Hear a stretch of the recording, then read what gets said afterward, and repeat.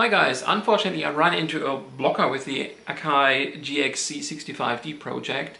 One of the two channels remains silent, and the reason for that is that one of the OPMs is broken. So at that time Akai used the infamous LD3141 OPM in a lot of their products, and these OPMs are actually known to fail. With many of these projects, sometimes bits and pieces are a bit of unobtainium. So to get the deck back running, I would need to buy or get my hands onto a used LD3141 that works. I found one source on eBay that would be selling one, but he's asking for $45 for a single EC.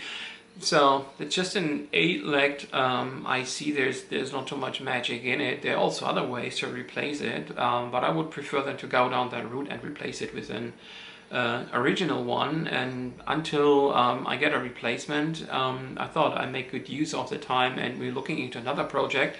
So it's not that we are running out of projects.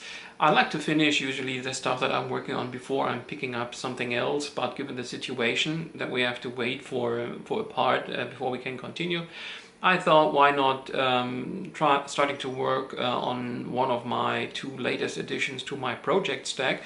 So the bottom one is the crusty iWar AD6500, and on the top one we have a Technics M255X. So the M255X is one of the few customer decks that actually came with Dolby DVX, and I thought why not continue working on something easy and have a look into the Technics deck first, and see how we can get it to live. Both decks are obviously not working. I picked them up for a price of $50 each.